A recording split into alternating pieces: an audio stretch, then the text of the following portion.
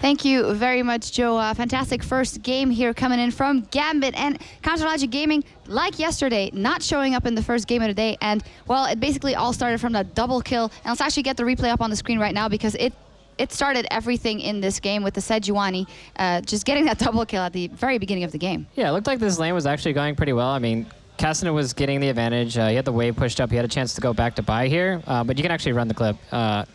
Yeah, and before Sejuani had ganked, he blew Link's flash. He knows it's down. And Thinkard's going to be here to counter gank. He gets really greedy to get this last hit on the LeBlanc. And he just pays the price for it. He just ends up taking a bunch of tower shots. He's going to get slowed by Diamond right here.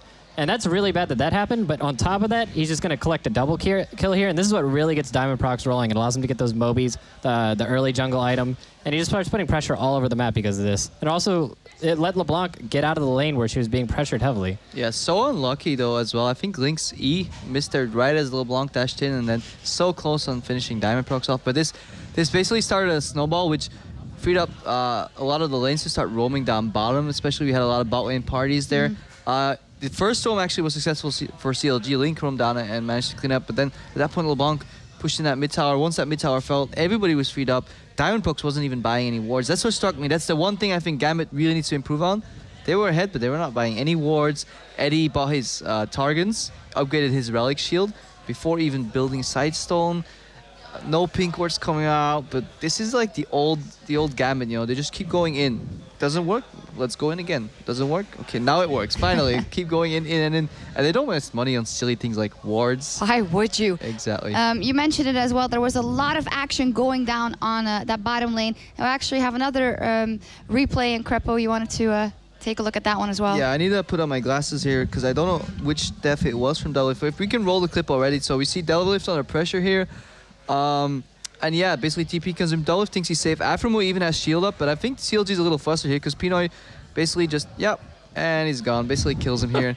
And this was Doublelift's 6th or 7th death already, and it basically embodied this series. Every time he just managed to find a new way of dying here, and I don't think it all was his fault. It's not like blame Doublelift for the show, but they took him down. Yeah, I don't think I've ever seen Doublelift carry a team that hard this whole career. That was a pretty good carry for Gambit from him. Yeah. He was going for the record there. Well, shots fired, but let's focus some more on the good things from Gambit coming in here. You said it, they lacked vision control, but they didn't really need it in this one. And that bottom lane, even though, I gotta say, I wasn't that impressed by Edward's Thresh, it was more like the cooperation with Graves definitely worked out, and Pinoy is definitely stepping up for them, and that aggressiveness is paying dividends. No, I really like what Pinoy does sometimes.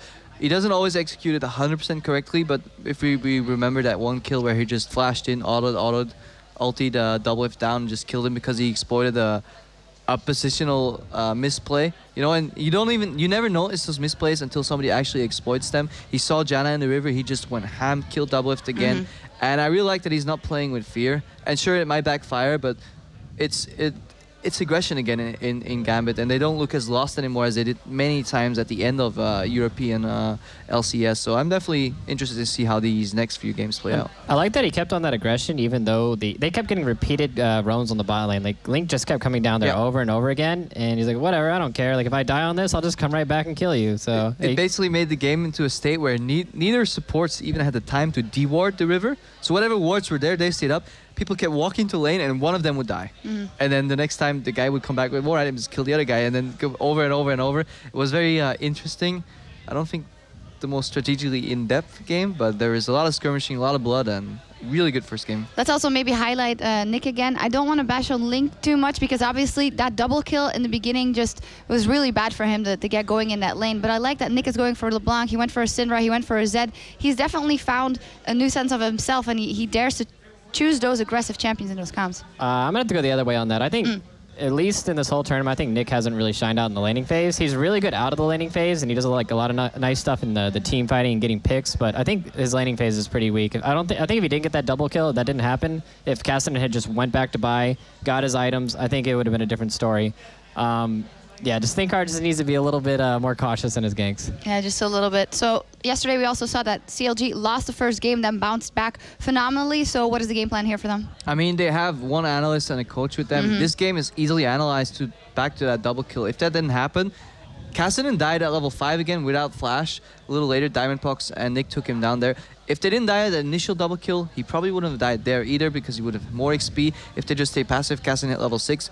A lot of the roaming, a lot of the map pressure would have died down. I'm pretty sure Doublelift and Afro would have been able to hold their own on bottom then, and we would have seen a completely different game. So knowing it's a best of 5 series, knowing you can break down the game to one crucial mistake, it'll be relieving for CLG, I think, and it'll be an entirely new game.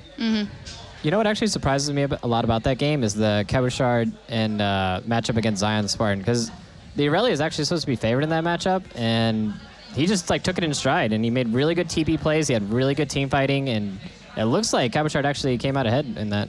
Yeah, definitely. Very impressive from Gambit there. We got to take a short break. I do want to remind you that you can go over to esl.gg/IEM Cologne raffle to win a bunch of gaming gear. So good luck with that, and stay here because we'll be right back with CLG versus Gambit Game 2.